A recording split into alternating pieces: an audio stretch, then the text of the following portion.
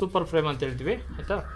So ಈ ರೀತಿ ನಾವು ಒಂದು ಜೇನು ಪೆಟ್ಟಿಗೆಗೆ ತಗೊಂಡೋಗಿ ಸೂಪರ್ ಚೇಂಬರ್ನ ಕೊಡ್ತೀವಿ. ಸೂಪರ್ ಚೇಂಬರ್ ಕೊಟ್ಟಾಗ ಈ ಫ್ರೇಮ್ನ ಕೊಟ್ಟಾಗ ಅದೇನ್ ಮಾಡುತ್ತೆ, ನ್ಯಾಚುರಲ್ ಆಗಿ ಕಟ್ಟುತ್ತೆ. ಸೊ ಅದಕ್ಕಿಂತ ಮುಖ್ಯವಾಗಿ ನಾವೇನ್ ಮಾಡ್ಬೇಕು, ಕೊಡ್ಬೇಕಾದ್ರೆ ಈ ಚೌಕಟ್ಟು ಏನಿದೆಯಲ್ಲ, ಈ ಚೌಕಟ್ಟಿಗೆ ಮೇಣದ ಹಾಳೆಯನ್ನ ಕಡ್ಡಾಯವಾಗಿ ಅಳವಡಿಸೇ ಕೊಡ್ಬೇಕು. ಹಾಗೆ ನೀವೇನಾದ್ರೂ ಕೊಟ್ರೆ ಈ ಯಂತ್ರದ ಸಹಾಯದಿಂದ ಜೇನುತುಪ್ಪವನ್ನ ತೆಗಿಲಿಕ್ಕೆ ಸಾಧ್ಯ ಇಲ್ಲ. ಓಕೆ, ಫೌಂಡೇಶನ್ ಶೀಟ್ ನ ಫಿಕ್ಸ್ ಮಾಡಲೇಬೇಕು. ಸೈಜ್ ವೇರಿ ಆಗೋದಿಲ್ಲ.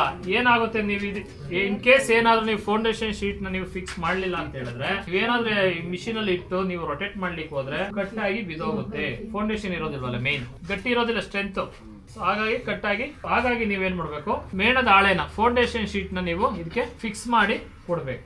ಮೇಣವನ್ನ ಉತ್ಪಾದನೆ ಮಾಡೋದು ಮೇಣದ ಹಾಳೆ. ಮೇಣದ ಹಾಳೆ ಪ್ಯೂರ್ ಬಿ ವ್ಯಾಕ್ಸ್ ಇಂದ ಮಾಡಿರೋ ಅಂತದ್ದೇ, ಪ್ಯೂರ್ ಬಿ ವ್ಯಾಕ್ಸ್ ಇಂದ ಮಾಡಿರೋ ಅಂತದ್ದೇ ಇದು ಮೇಣದ ಹಾಳೆ. ಈ ಮೇಣದ ಹಾಳೆಯನ್ನ ಚೌಕಟ್ಟಿಗೆ ನಾವು ಅಳವಡಿಸ್ಕೊಡ್ಬೇಕು. ಯಾವ ರೀತಿ ಅಂತ ಹೇಳಿದ್ರೆ, ತಗೊಳ್ಳಿ, ಇದರಲ್ಲಿ 2 ಶೀಟ್ ಆಗ್ತಾ, ಡಬಲ್ ಶೀಟ್ ಇದು 2 ಶೀಟ್ ಆಗ್ತವೆ. ಸೈಜ್ಗೆ ನೀವು ಅಳತೆಗೆ ಇಟ್ಕೊಳ್ಳಿ, ಇಲ್ಲಾಂದ್ರೆ ನೀವು ಅರ್ಧ ಕಟ್ ಮಾಡಿದ್ರು ಆಯ್ತು, ತೊಂದರೆ ಇಲ್ಲ. 2 ಆಗ್ತದೆ. ಇದು ಸ್ವಲ್ಪ ಲೆಂತ್ ಇದೆ ನೋಡಿ ಇದು. ಸೊ ಇದು ಸ್ವಲ್ಪ ಕಟ್ ಮಾಡ್ಕೊಳ್ಳಿ. ಈ ಅಳತೆಗೆ ಬಂತಿದ್ದು. ಸೊ ಇದಕ್ಕೆ ಯಾವುದೇ ರೀತಿ ನೀವು ತಂತಿ ಮತ್ತೆ ದಾರದ ಸಹಾಯದಿಂದ ಅಳವಡಿಸಬಾರ್ದು. ಮತ್ತೆ ಹೇಗೆ, ಜಸ್ಟ್ ಏನಿಲ್ಲ, ಇದಕ್ಕೆ ಸ್ವಲ್ಪ ಈ ತರ ಗ್ರೂ ಮಾಡ್ಕೊಳ್ಳಿ. ಈ ರೀತಿ ಗ್ರೂ ಮಾಡಿ ಫೋಲ್ಡ್ ಮಾಡಿ. ಇದು ಗ್ರೂ ಮಾಡಿದಿನಾ, ಕಡೆ ಫೋಲ್ಡ್ ಮಾಡ್ತಾ ಇದೀನಿ. Again opposite direction. ಈ ರೀತಿ ಎರಡೂ ಬದಿಯಲ್ಲಿ ನೀವು ಫೋಲ್ಡ್ ಮಾಡಿದನ್ನ. ಇಲ್ಲಿ ಸೆಂಟ್ರಲ್ಲಿ ಒಂದು ಗ್ರೂ ಇದೆ. ಎಲ್ಲಾ ಫ್ರೇಮ್ಗೂ ಇಲ್ಲಿ ಒಂದು ಗ್ರೂ ಕೊಟ್ಟಿರ್ತಾರೆ. ಸೆಂಟ್ರಲ್ಲಿ ಕಾಣಿಸ್ತಾ ಇದೆಯಲ್ಲ, ಇದು ಈ ಗ್ರೂ ಇದೆ. ಈ ಗ್ರೂಗೆ ಇದನ್ನ ಫಿಕ್ಸ್ ಮಾಡಿ. ಯಾಕೆಂದ್ರೆ ಏನಿದೆಯಲ್ಲ ಈ ಚೌಕಟ್ಟು, ಈ ಚೌಕಟ್ಟಿನ ಮಧ್ಯ ಭಾಗಕ್ಕೆ ಅದು ಬರ್ಲಿ ಅಂತೇಳಿ, ಮತ್ತೆ ಫಿಟ್ ಆಗಿ ಆ ಕಡೆ ಈ ಕಡೆ ಶೇಕ್ ಆಗಬಾರ್ದು, ಜರುಗಬಾರ್ದು ಅಂತೇಳಿ ಆ ಗ್ರೂ ಕೊಟ್ಟಿರೋದು. ಆ ಗ್ರೂ ಒಳಗಡೆ ಕೂರಿಸಿ ಮೇಣ ಏನು ಫೋಲ್ಡ್ ಈ ಕಡೆ ಫೋಲ್ಡ್ ಮಾಡಿದಿರಲ್ಲ, ಜಸ್ಟ್ ಈಗ ಪ್ರೆಸ್ ಮಾಡಿ, ಹಾಗೆ ಅಂಟ್ಕೊಳ್ಳುತ್ತೆ ಇದು. ನೀವು ಇದಕ್ಕೆ ಯಾವುದೇ ನೀವು ಟೈ ಮಾಡೋ ನೆಸೆಸಿಟಿ ಇರೋದಿಲ್ಲ. ಈಗ ಇಲ್ಲಿ ಹೆಕ್ಸಾಗೋನಲ್ ಇದೆ ಆಲ್ರೆಡಿ. ಈಗ ಅದ್ರ ಕೆಲಸ ಏನು, ಈ ಕಡೆ ಮತ್ತೆ ಈ ಕಡೆ ಎರಡೂ ಕಡೆ ಬೋತ್ ಸೈಡ್ ರೇರ್ ಮಾಡೋದು. ಸೆಲ್ನ ಈ ರೀತಿ ಸೆಲ್ನ ರೇರ್ ಮಾಡೋ ಅಂಥದ್ದು. ಓಕೆ, ರೇರ್ ಮಾಡ್ತದೆ. ಸೊ ರೇರ್ ಮಾಡಾದ್ಮೇಲೆ ಇದು ತುಂಬಾ ಸ್ಟ್ರಾಂಗ್ ಇರುತ್ತೆ. ಇದು ಈಸಿಯಾಗಿ ಕಟ್ ಆಗೋದಿಲ್ಲ, ಬ್ರೇಕ್ ಆಗೋದಿಲ್ಲ, ನೀವು ಎಷ್ಟೇ ಇಟ್ಟು ತಿರುಗಿಸೋದು ಫೋರ್ಸ್ ಆಗಿ. ಸೊ ನೀವು ಕೊಟ್ಟಾಗ ಏನಾಗ್ತದೆ, ಫಸ್ಟ್ ಟೈಮು 2 ಕಡೆ ರೇರ್ ಮಾಡ್ತದೆ. ಸೆಕೆಂಡ್ ಟೈಮು ಈ ತರ ರೇರ್ ಮಾಡೋದಿಲ್ಲ. ಸೆಕೆಂಡ್ ಟೈಮ್ ಈ 2 ಕಡೆ ಸೆಲ್ ರೇರ್ ಮಾಡಿರ್ತದೆ, ತುಪ್ಪ ತುಂಬಿರುತ್ತೆ. ತುಪ್ಪ ತುಂಬಿದಾದ್ಮೇಲೆ ಇದಕ್ಕೆ ಭರ್ತಿ ಆದ್ಮೇಲೆ ನಾವು ಯಾವಾಗ ತೆಗಿಬೇಕು. ಸೊ ಇದರಲ್ಲಿ ತುಪ್ಪನ ಏನಾಗ್ತದೆ ಅಂದ್ರೆ ಹೊರಗಡೆಯಿಂದ ತರ್ತದೆ. ಅವಾಗ ಅದು ಜೇನುತುಪ್ಪ ಆಗಿರೋದಿಲ್ಲ. ಮಕರಂದಕ್ಕೂ ನೆಕ್ಟರ್ಗೂ ಹನಿಗೂ ಡಿಫ್ರೆನ್ಸ್ ಇದೆ. ನಮ್ಗೆ ಈಗ ಊದಲ್ಲಿ ಹೋಗಿ ತರ್ತದಲ್ಲ, ಊದಲ್ಲಿ ತರುವಂತದ್ದು ನೆಕ್ಟರ್, ಮಕರಂದನ ತನ್ನ ಬಾಡಿ ಹೊಟ್ಟೆ ಒಳಗಡೆ ತಗೊಂಡು ಅದಕ್ಕೆ ಒಂದು ಎಂಜೈಮ್ ನ ಆಡ್ ಮಾಡುತ್ತೆ. ಅಲ್ಲಿ ಎಂಜೈಮ್ ನ ಆಡ್ ಮಾಡಿದಾಗ ನೆಕ್ಟರ್ ಕನ್ವರ್ಟೆಡ್ ಟು ಹನಿ, ಮಕರಂದ ಜೇನುತುಪ್ಪವಾಗಿ ಪರಿವರ್ತನೆ ಆಗ್ತದೆ. ಜೇನುನೊಣದ ಜಠರದಲ್ಲಿ ಅಲ್ಲಿ ಮಕರಂದ ಜೇನುತುಪ್ಪವಾಗಿ ಪರಿವರ್ತನೆ ಆಗ್ತದೆ. ಜೇನುತುಪ್ಪ ಆಗಿ ಪರಿವರ್ತನೆ ಆದ್ಮೇಲೆ ಅದನ್ನೇನ್ ಮಾಡುತ್ತೆ, ಈ ಸೆಲ್ ಏನಿರುತ್ತಲ್ಲ ಇದು ಕಣಗಳು, ಈ ಕಣಗಳಕ್ಕೆ ಉಗಿಯುತ್ತೆ. ವಾಮಿಟಿಂಗ್ ಅಂತ ಹೇಳ್ತೀವಿ, ನಮ್ ಸೈನ್ಸ್ ಏನಿರುತ್ತೆ ವಾಮಿಟಿಂಗ್. ಇದ್ರೊಳಗಡೆ ಫಿಲ್ ಮಾಡುತ್ತೆ. ಮಾಡಿದಾಗ ಏನಾಗುತ್ತೆ, ಅದರಲ್ಲಿ ಮಾಯಿಶ್ಚರ್ ಲೆವೆಲ್ ಮೋರ್ ದೆನ್ 26 ಇರುತ್ತೆ.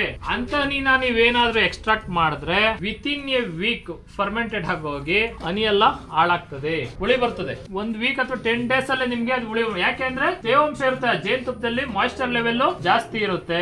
ಹಾಗಾಗಿ ನಿಮ್ಗೆ ಜೇನುತುಪ್ಪ ನೀವು ತೆಗೆದ್ರು, ನೀವು ಯಾರಿಗಾನ ಕೊಟ್ರು 10 ರಿಂದ 15 ದಿವಸದಲ್ಲಿ ಎಲ್ಲ ಹುಳಿ ಬಂದು ನೊರೆ ಬಂದು ಅವ್ರು ಹೇಳ್ತಾರೆ ಇದೇನು ಡೂಪ್ಲಿಕೇಟ್ ಹನಿ ಕೊಟ್ಟಿದ್ದೀರಾ. ಬಟ್ ಹನಿ ಇಸ್ ಪ್ಯೂರ್ ಹನಿನೇ ಅದು. ಅದನ್ನ ತುಂಬಿಟ್ಟು ಏನ್ ಮಾಡುತ್ತೆ, ಇದ್ರೊಳಗೆ ಕಣದಲ್ಲಿ ಆ ಜೇನು ನೊಣಗಳು ತೇವಾಂಶ ಇರುತ್ತಲ್ಲ ಈ ಕಣಗಳ ಮೇಲೆ, ಕಣಗಳು ಅಂದ್ರೆ ಗೊತ್ತಾಯ್ತಲ್ಲ, ಇರೋಂತ ಮಾಯಿಶ್ಚರ್ನೆಲ್ಲ ಆವಿ ಮಾಡ್ತಾರೆ, ರಿಮೂವ್ ಮಾಡ್ತಾ ಇರ್ತಾರೆ. ಮಾಯಿಶ್ಚರ್ನೆಲ್ಲ ರಿಮೂವ್ ಮಾಡ್ತಾರೆ. ಎಲ್ಲಿವರೆಗೂ ಮಾಡ್ತದೆ, ಬಿಲೋ 20. ಎಷ್ಟು ಹೇಳಿ, ಬಿಲೋ 20 ಒಳಗಡೆ ಬಂದಿದ ತಕ್ಷಣ ಏನ್ ಮಾಡುತ್ತೆ, ಇಮಿಡಿಯೇಟ್ ಸೀಲ್ ಮಾಡಿದ್ಯಲ್ಲ ಈ ತರ ಸೀಲ್ ಮಾಡೋಗುತ್ತೆ.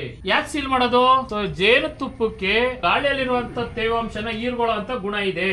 20 ಡಿಗ್ರಿಗೆ ತಂದಾದ್ಮೇಲೂ ಹಾಗೆ ಏನಾದ್ರೂ ಬಿಟ್ರೆ ಮತ್ತೆ ಅದು 26 ರೈಸ್ ಆಗ್ತದೆ ಮಾಯಿಶ್ಚರ್. ಈ ತರ ಸೀಲ್ ಮಾಡ್ಲಿಲ್ಲ ಅಂತ ಹೇಳಿದ್ರೆ ಅದಕ್ಕೆ ವ್ಯಾಕ್ಸ್ ಕೋಟಿಂಗ್ ಮಾಡೋದು. ಇದೊಂದೇ ಅಲ್ಲ, ನೀವು ಕಡ್ಡಿ ಜೇನು ಬೇಕಾದ್ರೆ ಅಲ್ಲಿ ಯಾರಾದ್ರೂ ಕೋಲ್ ಜೇನು ಕಟ್ ಮಾಡಿ ತಗೊಂಡ್ಬರ್ತಾ ಇರ್ತೀರ ನೋಡಿ, ಮೇಲ್ಗಡೆ ಎಲ್ಲಾನು ಸಮತಟ್ಟವಾಗಿ ಒಳ್ಳೆ ಸಾರ್ಸ್ದಂಗಿರ್ತದೆ ಲೆವೆಲ್ ಆಗಿ. ಎಲ್ಲಾ ಜೇನು ಅಷ್ಟೇನೆ, ಜೇನು ತುಪ್ಪ ಆತರ ಬಿಲೋ 20 ಡಿಗ್ರಿ ಬಂದಾದ್ಮೇಲೆ ಮಾಯಿಶ್ಚರ್ ಸೀಲ್ ಮಾಡ್ಬಿಡುತ್ತೆ.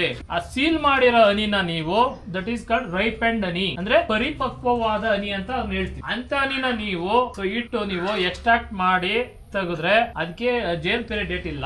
10 ವರ್ಷ ಮಾಡಿದ್ರು ಆ ಜೇನುತುಪ್ಪ ಏನು ಆಗೋಲ್ಲ.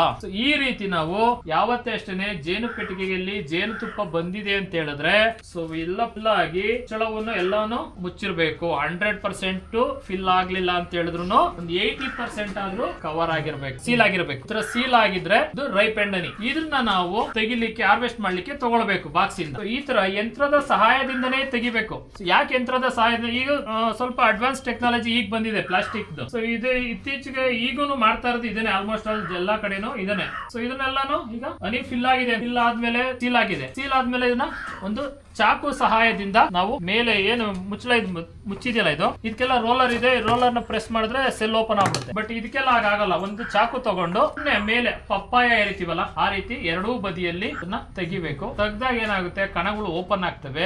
ಓಪನ್ ಆದಾಗ ನೀವು ಈ ಚೌಕಟ್ಟುಗಳನ್ನ ಜೇನುತುಪ್ಪ ಯಂತ್ರದ ಸಹಾಯದಿಂದನೇ ತೆಗಿಬೇಕು. ಇನ್ ಕೇಸ್ ನೀವೇನಾದ್ರೂ ಜೇನುತುಪ್ಪ ಬಂದ್ಬಿಡ್ತು ನನ್ನ ಹತ್ರ ಮಿಷಿನ್ ಇಲ್ಲ ಅಂತ ಹೇಳಿ ನೀವೇನಾದ್ರೂ ಈ ತರ ಚೌಕಟ್ಟಲ್ಲಿ ಬಂದಿದಾಗ ಒಂದು ಚಾಕು ತಗೊಂಡು ಇದನ್ನ ಕಟ್ ಮಾಡಿ ಏನಾದ್ರು ಹಿಂಡಿ ಒಂದು ಬಟ್ಟೆ ಹಾಕಿ ಹಿಂಡಿ ಸೋಸಿದ್ರೆ ಇನ್ನೂ ಮತ್ತೊಮ್ಮೆ ಇದನ್ನ ಕಟ್ಟಬೇಕು ಅಂತ ಹೇಳಿದ್ರೆ ಹೊಸದಾಗಿ, ಅವಾಗ ಮೆಟೀರಿಯಲ್ ಜಾಸ್ತಿ ಬೇಕು, ಟೈಮ್ ಜಾಸ್ತಿ ಬೇಕು, ಮತ್ತೆ ಪ್ರಕೃತಿನೂ ಸಹಾಯ ಮಾಡಬೇಕು. ಪ್ರಕೃತಿ ಒಂದೇ ತರ ಇರಲ್ಲ. ಯಾವ ತಿಂಗಳಲ್ಲಿ ಮಳೆ ಬರುತ್ತೆ, ಯಾವ ತಿಂಗಳಲ್ಲಿ ಬಿಸಿಲು ಬರುತ್ತೆ ಹೇಳಲಿಕ್ಕೆ ಆಗೋದಿಲ್ಲ. ಜೇನು ಮೇಣವನ್ನ ಅದು ಉತ್ಪಾದನೆ ಮಾಡ್ಬೇಕಾದ್ರೂ ಸಹ ಹೆಚ್ಚು ಜೇನುತುಪ್ಪನ ತಿನ್ಬೇಕು. ಈ ರೀತಿ 1 kg ಬಿ ವ್ಯಾಕ್ಸ್ ನ ಉತ್ಪಾದನೆ ಮಾಡ್ಬೇಕು ಅಂತ ಹೇಳಿದ್ರೆ ಅದು 8 ರಿಂದ 10 kg ಜೇನುತುಪ್ಪನ ತಿನ್ಬೇಕು. 8 ರಿಂದ 10 kg ಜೇನುತುಪ್ಪನ ತಿಂದ್ರೆ ಮಾತ್ರ 1 kg ಮೇಣವನ್ನ ಉತ್ಪಾದನೆ ಮಾಡ್ಲಿಕ್ಕೆ ಸಾಧ್ಯ. ನಾವು ರೆಡಿ ಮಾಡ್ಕೊಟ್ಬಿಟ್ರೆ 10 kg ಜೇನುತುಪ್ಪವನ್ನ ತಿನ್ನೋದನ್ನ ನಿಲ್ಸಿ ಆ 10 kg ಜೇನುತುಪ್ಪನ ನಮಗೆ ಕೊಡ್ಲಿಕ್ಕೆ ಸಹಾಯ ಆಗುತ್ತೆ. ಈ ರೀತಿ ಸೆಲ್ ಎಲ್ಲ ರೆಡಿ ಇದ್ದಾಗ ನೀವು ಚೌಕಟ್ಟುಗಳನ್ನ ಈ ಯಂತ್ರಕ್ಕೆ ಹಾಕಿ ಜಸ್ಟ್ ಇದೀಗ ಫಿಲ್ ಆಗಿದೆ ಅಲ್ವಾ, ಫಿಲ್ ಆಗಿದೆ. ಇದನ್ನ ಜಸ್ಟ್ ಒಂದು ರೋಲರ್ ಸಹಾಯದಿಂದ ಇದ್ರ ಮೇಲೆ ಇಡ್ತೀನಿ. ಈಗ ಜಸ್ಟ್ ಹಿಂಗ್ ಹೋಗುತ್ತೆ,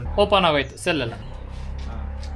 ನೀವೇನಾದ್ರು ಒಂದ್ ಸೆಲ್ ಓಪನ್ ಆಗ್ಲಿಲ್ಲ ಅಂದ್ರೂ ನೀವು ಇಟ್ಬಿಟ್ಟು ಎಷ್ಟೇ ಫೋರ್ಸ್ ಆಗಿ ತಿರುಗಿಸಿದ್ರು ಸಹ ಜೇನುತುಪ್ಪ ಹೊರಗಡೆ ಬರೋದಿಲ್ಲ. ಕಂಪ್ಲೀಟ್ ಆಗಿ ಎಲ್ಲಾ ಕಣಗಳನ್ನು ನೀವು ಓಪನ್ ಮಾಡ್ಲೇಬೇಕು, ರಿಮೂವ್ ಮಾಡ್ಲೇಬೇಕು. ಎರಡೂ ಬದಿಯಲ್ಲಿ ಹೀಗೆ ಇರುತ್ತೆ. ಇಟ್ಬಿಟ್ಟು ನೀವು ಈಗ ಇದನ್ನ ಇದು ಹೊರ ಮೇಲ್ಮೈ ಅಂತ ಹೇಳಿ ಮೇಲ್ಭಾಗ ಇದು ಔಟರ್ ಬರಂಗ್ ನೋಡ್ಕೊಬೇಕು, ಹೊರಗಡೆ ಬರಾಗ ಈ ರೀತಿ. ಈಗ ಉಲ್ಟಾ ಇರಬಾರ್ದು. ಓಕೆ,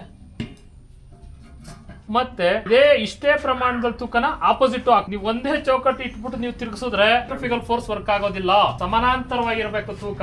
ಹಾಗಾಗಿ ಯಾವ ಬದಿ 2 ಫ್ರೇಮ್ ಇತ್ತು ಅಂದ್ರೆ ಆಪೋಸಿಟ್ ಡೈರೆಕ್ಷನ್ ಹಾಕಿ. 2 ಹಾಕ್ಬೇಕು ಇಲ್ಲ 4 ಹಾಕ್ಬೇಕು. 1 ಮತ್ತೆ 3 ತೆಗಿಲಿಕ್ಕೆ ಬರೋದಿಲ್ಲ. ಕಡೆ ಈಗ ಸಮಾನಾಂತರವಾದ ತೂಕ ಇದೆ ಇಟ್ಟಿದ್ದೀನಿ. ಇಟ್ಬಿಟ್ಟು ಈ ಯಂತ್ರನ ಜಸ್ಟ್ ಈಗ ನಿಧಾನವಾಗಿ ಈ ರೀತಿ ತಿರುಗಿಸಿ.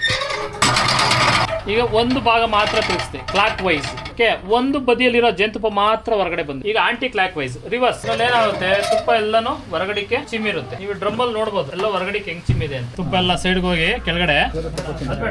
ಹೌದು.